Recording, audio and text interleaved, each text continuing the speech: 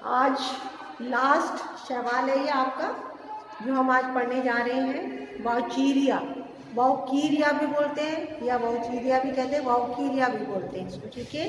ये एक हरा शैवाल है, ग्रीन एल्गी है, क्लास है क्लोरोफाइसी। क्लोरोफाइसी के अंदर कौन से आते हैं? हरे शैवाल। ऑर्डर 1 में इसका साइफोनियस फैमिली है वाउकीरिएसी। अब आप देखिए, ज़्यादातर जो वाउकीरिया है ये फ्रेश वाटर में पाए जाते हैं। फ्रेश वाटर यानी तालाब है, नहरें हैं और बरसात का पानी इकट्ठा हो जाता है, या नदियां हैं, यहाँ पे पाए जाते हैं। बहुत कम होते हैं जो समुद्री जल में पाई जाती है। कुछ प्रजातियाँ इसकी पाई जाती हैं मैराइन वाटर यानी समुद्री जल में, ठीक है। या तो ये फ्रेश वाटर है या टेरेस्ट्रियल यानी स्थलीय। टेरेस्ट्रियल का मतलब है स्थलीय है। लिखते जाइए। कुछ प्रजातियां इसकी बहुत कम होती है जो मैराइन है, बाकी मैक्सिमम प्रजाति इसकी फ्रेश वाटर यानी स्वच्छ जल में पाई जाने वाली या फिर टेरेस्ट्रियल होती है। ज़मीन पे जब ये पाया जाता है तो हरे रंग का पूरी चटाई जैसा मैट बन जाता है और मिट्टी गीली होनी चाहिए। जब ये ज़मीन पे पाया जाता है वाउकीरिया तो मिट्टी कैसी होनी चाहिए? गीली। और गीली मिट्टी में एक हरे रंग की परत बना देता है ये वाउचीरिया, जिसको ग्रीन मैट कहते हैं, ठीक है। अब आप इसकी संरचना के बारे में, एक्सटर्नल स्ट्रक्चर के बारे में देखेंगे तो आपने एक गार्डन में पाइप देखा होगा जिससे पानी लगाया जाता है, ठीक है। पाइप को अपन ऐसे मोड़ तोड़ के रख देते हैं, वैसी कुछ संरचना इसकी होती है जिसको बोलते हैं साइफोनेशियस। साइफोनेशियस का मतलब है साइफन के जैसी। साइफन का मतलब होता है ट्यूब। साइफन का क्या मतलब होता है? ट्यूब के जैसी, ठीक है।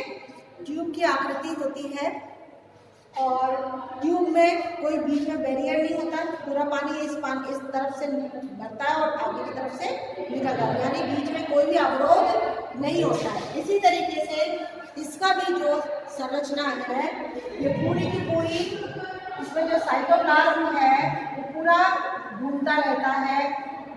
शाखाएं दिख रही हैं आपको, लेकिन कहीं भी बीच में कोई भित्ति नहीं है, ठीक है। और इसको बोलते हैं साइफोनेशियस कंडीशन। दूसरा, इसमें बहुत सारे केंद्रक हैं। केंद्रक भी बिखरे पड़े हैं पूरे इसमें चारों तरफ, तो इस कंडीशन को बोलते हैं सीनोसाइटिक कंडीशन। सीनोसाइटिक कंडीशन कौन सी होती है? जिसमें केंद्रक बिखरे रहते हैं, बीच में कोई भित्ति नहीं होती है। इसकी टोटल 54 प्रजातियां विश्व में पाई जाती हैं और अपने देश में इसकी 19 प्रजातियां हैं, जिसमें से एम्फीबिया, पॉलीस्पर्मा, अनसीनिटा, कुछ मैंने स्पेशल इसकी जो स्पीशीज़ है इंडियन प्रजातियां उनके नाम बताए हैं। 2 इंडियन प्रजातियों के नाम आपको हर एक जीनस के याद करने होते हैं, ठीक है। अब इसको आप ये देख रहे हो, ये पूरा का पूरा एक ट्यूब जैसा संरचना है जिसको हमने ऐसे फोल्ड करके डाल दिया है। इसमें से शाखाएं दिख रही है लेकिन बीच में कोई भित्ति नहीं है। ये जनन अंग है, एंथेरिडियम ओगोनियम। जब रिप्रोडक्शन शुरू होता है तब इनका निर्माण होता है। जब इनका निर्माण होता है, जनन अंग का, रिप्रोडक्टिव स्ट्रक्चर्स का निर्माण होता है, तब भित्ति बनती है। जैसे यहाँ पे ये भित्ति बन गई, यहाँ ये भित्ति बन गई, इसको इससे अलग करती है। लेकिन ये भित्ति कब बनती है? जब रिप्रोडक्टिव स्ट्रक्चर्स का निर्माण होता है। आप लिखते जाया करो ना ब्रेक चीज को। अब हम इसकी संरचना अगर पढ़ेंगे इसकी, तो हम इसकी एक शाखा को मैंने यहाँ बड़ा करके दिखाया है। ये जो एक शाखा है इसको बड़ा करके दिखाया है। इसमें आपको दिख रहे हैं ये पूरी की पूरी शाखाएं हैं और यहाँ पे नीचे ये क्या दिख रहा है? राइजोइड, जड़ जैसी संरचना है, राइजोइड। ये याद रखना, राइजोइड केवल स्थलीय प्रजाति में पाया जाता है। जो इसकी स्पीशीज है वाउकीरिया की, जो कहाँ पाई जाती है? जमीन पर, उसमें ये राइजोइड्स मिलेंगे। बाकी जो पानी में पाई जाती है उसमें राइजोइड्स नहीं पाए जाते, क्योंकि इसका काम है अटैच करने का। तो ज़मीन पे तो अटैच करने के लिए ज़रूरत पड़ेगी, पानी में तो ज़रूरत है ही नहीं, तैरता रहेगा। तो पानी वाली स्पीशीज में आपको राइजोइड्स नहीं मिलते। समझ गए? अब इसके हम संरचना पढ़ते हैं। ये जैसे मान लीजिए इस शाखा को मैंने ये बड़ा करके यहाँ बनाया, ये वाली एक शाखा, ये वाउकीरिया की एक ब्रांच को बड़ा करके बनाया। देखिए सबसे बाहर है सेल वॉल, ठीक है, और उसके अंदर होती है एक पतली परत, किसकी? सेल मेम्ब्रेन की। पतली सी परत होगी सेल मेम्ब्रेन की। सबसे बाहर है सेल वॉल। सेल वॉल में बाहर की परत पैक्टिन की बनी हुई है और अंदर की परत सेलुलोज की बनी हुई है। बाहर की परत पैक्टिन की, अंदर की परत है सेलुलोज। अब आप देखिए ये जो पोर्शन है पूरा अंदर का, ये पूरा का पूरा रिक्तिका है, वैक्यूल जिसको हम बोलते हैं रिक्तिका, और इसके अंदर भी द्रव्य भरा हुआ है। सेल सैक क्या भरा हुआ है? द्रव्य, कोशिका द्रव्य। सेल सैक का मतलब है कोशिका द्रव्य इसके अंदर भरा हुआ है। बाकी ये जो बाहर का पोर्शन है इसमें आपको सारे ऑर्गेनल्स नजर आएंगे जो कोशिका के होते हैं। कोशिका में क्या क्या होता है? केंद्रक होता है, क्लोरोप्लास्ट होता है, गोल्गी बॉडीज होती है, एंडोप्लाज्मिक रेटिकुलम होता है, माइटोकॉन्ड्रिया होता है, ये सारी चीजें होती है ना कोशिका में। ये सारी चीजें आपको यहाँ पर मिलेंगी। बीच में ये रिक्तिका है, तो आप देखिए यहाँ से पूरी रिक्तिका सारी शाखाओं में आपको जाती हुई दिखेगी। पूरी ये रिक्तिका है, सभी शाखाओं में ये रिक्तिका आपकी ऐसे मूव कर रही है। ये क्या है? बीच का पोर्शन पूरा रिक्तिका, सारे उसमें।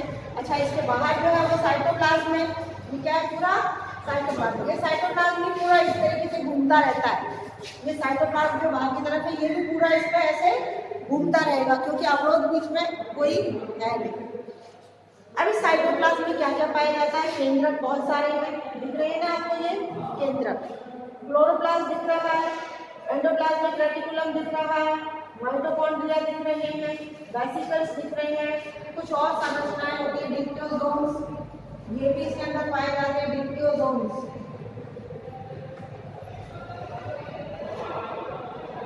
डिप्टियोसोम्स भी पाए जाते हैं। अब इसमें आप ध्यान रखिए, इसमें केंद्रक, ये जो बाहर का जो पोर्शन है ना, उसमें क्लोरोप्लास्ट थोड़ा बाहर की तरफ होते हैं, केंद्रक थोड़ी अंदर की तरफ होते हैं। ध्यान रखिएगा, केंद्रक इस रिक्तिका की तरफ होते हैं और क्लोरोप्लास्ट सेल वॉल की तरफ होते हैं। ये जो क्लोरोप्लास्ट है इसमें कौन से पिगमेंट्स हैं? हरित लवक में क्या पाए जाते हैं? Pigments. Chlorophyll A, chlorophyll E, chlorophyll A, chlorophyll E, chlorophyll A, एक मिनट, क्लोरोफिल ए और क्लोरोफिल ई, इसके अलावा कैरोटीनॉइड्स और ज़ैंथोफिल। क्लोरोफिल बी नहीं पाई जाती, जो कि क्लोरोफाइसी का कैरेक्टर है। क्लोरोफिल बी क्लोरोफाइसी का गुण है जो इसके अंदर नहीं पाया जाता है। रिजर्व फूड मटेरियल, जो संचित खाद्य पदार्थ, जो बाकी क्लोरोफाइसी में स्टार्च होता है, इसके अंदर स्टार्च की जगह क्या है? ऑयल। खाद्य पदार्थ जो इसके अंदर पाया जाता है वो क्या है? ऑयल, तेल। जबकि बाकी क्लोरोफाइसी में क्या होता है? स्टार्च। इसमें स्टार्च नहीं है, इसके अंदर क्या है? ऑयल है। ये लिख लिया आपने। ये जो रिक्तिका है इसमें आपको ये जो दिख रही है लिपिड बॉडीज है, कुछ लिपिड बॉडीज। क्लोरोप्लास्ट जो डीजनरेट हो जाते हैं, मर जाते हैं, उनकी बॉडी जिसको लाश कहते हैं वो इस वैक्यूल के अंदर चली जाती है। ये जो वैक्यूल है ना रिक्तिका, इसमें वो क्लोरोप्लास्ट जो खत्म हो जाते हैं, जो डीजनरेट हो जाते हैं या यूज होके खत्म हो जाते हैं, यूजलेस हो जाते हैं, वो इसके अंदर प्रवेश कर जाते हैं। किसके अंदर? वैक्यूल के अंदर। तो ये इसकी एक शाखा की बड़ी करके मैंने संरचना बताई है। एंथेरिडियम यूकोनियम का निर्माण रिप्रोडक्शन के समय होगा। बाकी आप ये देख लीजिए, पूरी संरचना आपको समझ में आ गई। ओके, अब पढ़ते हैं हम बैक्टीरिया में जनन, रिप्रोडक्शन। रिप्रोडक्शन 3 प्रकार से होता है, कायिक जनन, अलैंगिक जनन और लैंगिक जनन। ठीक है, कायिक जनन होता है खंडन से, इसको बोलते हैं फ्रैगमेंटेशन। किसी भी वजह से पानी के अंदर है या ज़मीन पर है, किसी भी वजह से अगर तंतु टूट जाता है तो वो जो टूटा हुआ पोर्शन है वो अपने आप को, उसमें क्या है? बहुत सारे केंद्रक ही तो है, केंद्रक में विभाजन होकर और केंद्रकों की संख्या बढ़ती है और वो तंतु अपनी लंबाई बढ़ाता चला जाता है। ठीक है, तो कायिक जनन सिंपल है, फ्रैगमेंटेशन के द्वारा होता है। अलैंगिक जनन 3 प्रकार से होता है, ज़ूस्पोर, एप्लानोस्पोर, अकार्डिक। लैंगिक मैं आपको इसके बाद बताऊंगी। तो ज़ूस्पोर, हमेशा मैंने बताया ज़ू का मतलब होता है जो गतिशील, जिसमें क्या पाई जाती हैं? कशारिकाएं, फ्लैजिला। तो ऐसा बीजांड या ऐसा स्पोर जिसमें क्या मौजूद है, फ्लैजिला मौजूद है, उसको हम ज़ूस्पोर कहते हैं। तो ज़ूस्पोर के माध्यम से जो अलैंगिक जनन होता है तो उसमें सबसे पहले कोई भी शाखा, इसके बैक्टीरिया की कोई सी भी शाखा ऊपर का पोर्शन थोड़ा सा गोलाई लिए क्लब शेप हो जाता है और इसको बोलते हैं ज़ूस्पोरेंजियम। ज़ूस्पोरेंजियम घर, ज़ूस्पोर के घर को बोलेंगे ज़ूस्पोरेंजियम। ठीक है, ये ज़ूस्पोर का बनने वाला घर है, ये कहलाएगा ज़ूस्पोरेंजियम, जिससे बहुत सारे केंद्रक यहाँ पे इकट्ठे हो गए और इसमें से वैक्यूल खत्म हो गया, वैक्यूल रिक्तिका लुप्त हो गई है और फिर यहाँ पे एक भित्ति बन गई। और उसके बाद ये जो सेल मेम्ब्रेन है ये थोड़ी सी श्रिंक हो जाएगी। ठीक है, श्रिंक होके इसके अंदर ये अपनी जगह छोड़ देगी और ये एक पूरा का पूरा, ये तो ज़ूस्पोरेंजियम घर रह गया इसका ज़ूस्पोरेंजियम, और ये जो चीज़ निकली है इसको हम बोलते हैं ज़ूस्पोर। ये जो बन गया जिसमें क्या है, बहुत सारे केंद्रक हैं, ये क्या कहलाएगा, ज़ूस्पोर। इसमें भित्ति नहीं होती है क्योंकि भित्ति तो यही रह गई, केवल क्या होती है, सेल मेम्ब्रेन और बहुत सारे केंद्रक। अब इसकी संरचना यदि देखें ज़ूस्पोर की तो ये, अब इसमें क्या है देखिए, सेंटर में तो वैक्यूल, छोटा सा वैक्यूल रह गया, बहुत छोटा सा। बाहर की तरफ मैंने पहले जो इससे पहले जो डायग्राम बताया था उसमें कहा था क्रोमेटोफोर्स यानी क्लोरोप्लास्ट बाहर की तरफ है और केंद्रक अंदर की तरफ। यहाँ उल्टा हो जाएगा, केंद्रक बाहर की तरफ आ जाएंगे, क्रोमेटोफोर अंदर की तरफ। क्रोमेटोफोर क्लोरोप्लास्ट को ही कहते हैं। जब क्लोरोप्लास्ट विकसित नहीं होता, जो प्रोकैरियोटिक कोशिकाएं होती हैं उसमें क्लोरोप्लास्ट को हम क्रोमेटोफोर कहते हैं। ठीक है, तो ये हालांकि ये यूकैरियोटिक कोशिका है लेकिन इसका जो क्लोरोप्लास्ट है पूर्ण रूप से विकसित नहीं है, इसलिए उसको हम क्रोमेटोफोर कहेंगे। तो क्रोमेटोफोर अंदर की तरफ आ गए और केंद्रक बाहर की तरफ, और सब में बाहर से दो दो फ्लैजिला निकल गए। पूरा जो ये बॉल है उसमें बाहर की तरफ से, बाहर की जो परत है उस पर फ्लैजिला है, अंदर की तरफ परत पे नहीं है फ्लैजिला, क्योंकि बाहर की परत तैरने का काम करेगी, अंदर की परत को जैसे बॉल है, ये पूरी एक ऊपर की जो परत है कोशिकाओं की उसमें केंद्रकों की, वहां से तो क्या निकल रहे हैं, फ्लैजिला। अंदर जो केंद्रक है उनमें फ्लैजिला नहीं, और सेंटर में क्या है, रिक्तिका। तो एक तरीके से ये बॉल बॉक्स की संरचना जैसा हो जाता है, जैसे बॉल बॉक्स सवाल पड़ा था ना, ये ज़ूस्पोर है, केवल एक क्या है, एक बीजांड है, और इसकी खासियत क्या है कि मल्टी न्यूक्लिएट है यानी बहुकेंद्रकीय और मल्टी फ्लैजिलेट है, बहुत सारी कशाभिकाएं। तो इसके अंदर कोई आई स्पॉट और पाइरिनॉइड नहीं है। जो क्रोमेटोफोर है यहाँ पे कोई आई स्पॉट और पाइरिनॉइड नहीं पाई जाती है, जबकि हमने ऊडोमोनियम जो पढ़ा था उसमें हमने पाइरिनॉइड्स देखी थी बहुत सारी। कई सारे जो एल्गोलॉजिस्ट है, जो शैवालों का अध्ययन करते हैं साइंटिस्ट, उन्होंने कहा है कि ये जो ज़ूस्पोर है वास्तव में ये सिन ज़ूस्पोर कहलाता है। सिन ज़ूस्पोर का मतलब है ऐसा ज़ूस्पोर जिसमें विभाजन नहीं हो पाया है। अगर विभाजन हो जाता तो एक एक केंद्रक एक एक ज़ूस्पोर बन जाता। मान लो अगर इसमें 100 केंद्रक है तो 100 ज़ूस्पोर का निर्माण हो जाता, लेकिन बीच में भित्ति नहीं बन पाई है तो ये इतने सारे जो ज़ूस्पोर बनने थे वो ना बन के टोटल एक ही ज़ूस्पोर बना रह गया, इसलिए इसको उन्होंने सिन ज़ूस्पोर भी कहते हैं। ये क्वेश्चन पूछा जा सकता है आपसे, क्वेश्चन हमेशा लिख लिया करो जो मैं बीच बीच में बोलती हूँ एग्जाम में, कि एल्गोलॉजिस्ट मतलब जो एल्गोलॉजिस्ट किसको बोलते हैं, फाइकोलॉजिस्ट, जो शैवालों का अध्ययन करते हैं। शैवालों का अध्ययन करने वाले को क्या बोलते हैं, फाइकोलॉजिस्ट या फिर एल्गोलॉजिस्ट। तो फाइकोलॉजिस्ट या एल्गोलॉजिस्ट ये कहते हैं कि बैक्टीरिया का ज़ूस्पोर वास्तव में सिन ज़ूस्पोर है। बैक्टीरिया का ज़ूस्पोर वास्तव में क्या है, सिन ज़ूस्पोर, क्योंकि इसमें बहुत सारे ज़ूस्पोर्स का निर्माण हो सकता था लेकिन वो नहीं हुआ क्योंकि उसमें बीच में भित्ति का निर्माण नहीं हुआ है, तो इसको सिन ज़ूस्पोर उन्होंने कहा है। अब ये जो सिन ज़ूस्पोर बाहर निकलता है कुछ समय तक तैरता है, ठीक है, कुछ समय तक तो ये तैरेगा और उसके बाद में फिर ये जब अपना निर्माण करता है नए थैलस का, तो इसके सारे के सारे कशाभिकाएं झड़ जाएंगी, एक जगह पे स्थिर हो जाएगा, ये एक जगह पे जाके स्थिर हो जाएगा, कशाभिकाएं झड़ जाएंगी और इसके अंदर ब्रांचेस निकलनी शुरू हो जाएंगी और ये नया थैलस बना लेगा। समझ गए? इसकी जो कशाभिकाएं हैं, एक बड़ा एक छोटा ऐसे है, दो दो है ना, एक बड़ी एक छोटी, अनइक्वल। तो ये ज़ूस्पोर के माध्यम से बैक्टीरिया में रिप्रोडक्शन हुआ। अब दूसरा तरीका है ए प्लेनोस्पोर के माध्यम से। ए प्लेनोस्पोर का मतलब होता है ऐसा स्पोर जो स्थिर है, जो स्थिर है, चलता नहीं है। तो उसका घर जो बनता है, पहले एक शाखा पे जो घर बनेगा उसको बोलेंगे ए प्लेनोस्पोरेंजियम। ए प्लेनोस्पोरेंजियम घर को हमेशा क्या बोलते हैं? स्पोरेंजियम।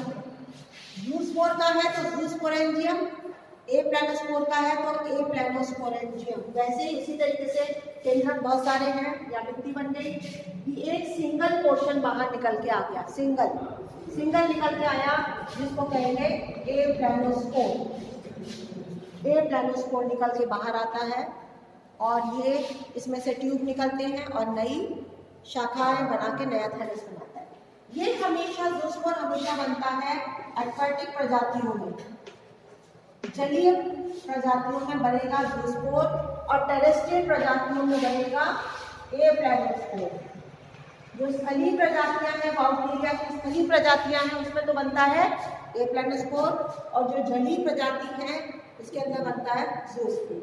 और ध्यान रखो, जो जलीय प्रजाति है अगर वहाँ पे सूखा पड़ जाए, मतलब बिल्कुल नमी रह जाए, पानी खत्म हो जाए, फिर वहाँ ज़ूस्पोर न बन के क्या बनना शुरू हो जाएगा? ए प्लेनोस्पोर। वहाँ पे जलीय प्रजातियों में यदि जल सूख जाए, केवल नमी रह जाए, थोड़ा गीलापन रह जाए, तो फिर तैरने का तो कोई मतलब नहीं है। जब पानी नहीं है तो ज़ूस्पोर न बन के फिर क्या बनेगा? ए प्लेनोस्पोर। और मान लो ए प्लेनोस्पोर प्रजाति है जहाँ पे पड़ी और वहाँ पे पानी आ जाए, बाई चांस बरसात का पानी इकट्ठा हो जाए, तो वहाँ क्या बनने लग जाएंगे? ज़ूस्पोर। समझ गए? तो ये डिपेंड करता है पानी है या नहीं, उसके आधार पर ज़ूस्पोर का निर्माण होना है या ए प्लेनोस्पोर का निर्माण होना है। तीसरा एक सबसे इम्पॉर्टेंट तरीका है अकाइनीट। अकाइनीट्स मैंने हमेशा बताई है, ऐसी बॉडीज जिसके चारों तरफ बहुत मोटी भित्ति बन जाती है और ये जो विपरीत परिस्थितियों को टालने के काम में आती है। अनफेवरेबल कंडीशन, जो प्रतिकूल परिस्थितियाँ होती हैं, उनको निकालने के लिए अकाइनीट्स बनती हैं। अब जैसे ये शाखा थी वाउचीरिया की, इसके मैंने 3 सेगमेंट दिखाए, 3 टुकड़े हो गए, बहुत सारे केंद्रक भरे हुए हैं इसमें, और चारों तरफ क्या बन गई? मोटी भित्ति। ये मोटी भित्ति वाली ये संरचना जिसमें बहुत सारे केंद्रक है और बहुत सारे ऑयल है, तेल भी भरा हुआ है इसके अंदर फूड के रूप में, क्योंकि भोजन तो रखना ही पड़ेगा जब इतने लंबे समय तक जिंदा रहना है। प्रतिकूल परिस्थितियों को टालने के लिए हो सकता है 5 साल भर भी इनको जिंदा रहना पड़े, तो भोजन की जरूरत पड़ेगी ना। भोजन सिर्फ किसके लिए? दौड़ नहीं लगानी है उसको कि वो जिंदा रह सके, तो उसके अंदर क्या मौजूद रहेगा? Oil drops. और केंद्रक बहुत सारे हैं। ये वाली संरचना कहलाती है अकाइनीट या सिस्ट या हिप्नोस्पोर, कुछ भी कह सकते हैं इसको, अकाइनीट या सिस्ट या हिप्नोस्पोर।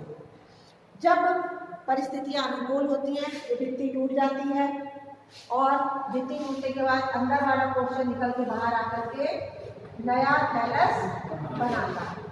समझ गए? इसमें एक बहुत इम्पॉर्टेंट स्टेज आती है, गोंग्रोसिया स्टेज। ये हर एक किसी में नहीं होता है, कुछ एक बैक्टीरिया में होता है, कुछ एक प्रजातियों में होता है, सब में नहीं होता। कि ये जो अकाइनीट है ना, ये अकाइनीट मैंने यहाँ दिखाई है, इसमें जितने केंद्रक हैं उन केंद्रक के चारों तरफ साइटोप्लाज्म इकट्ठा हो गया। प्रत्येक केंद्रक के चारों तरफ क्या इकट्ठा हो गया? साइटोप्लाज्म। और टेढ़ी मेढ़ी संरचना अमीबा जैसी। अमीबा आपने सुना है ना नाम? अमीबा की कोई शेप नहीं होती है, क्योंकि साइटोप्लाज्म जिस तरफ मुंह कर जाए उसी तरफ उसका एक पैर निकल आता है, पोडियम कहते हैं ना।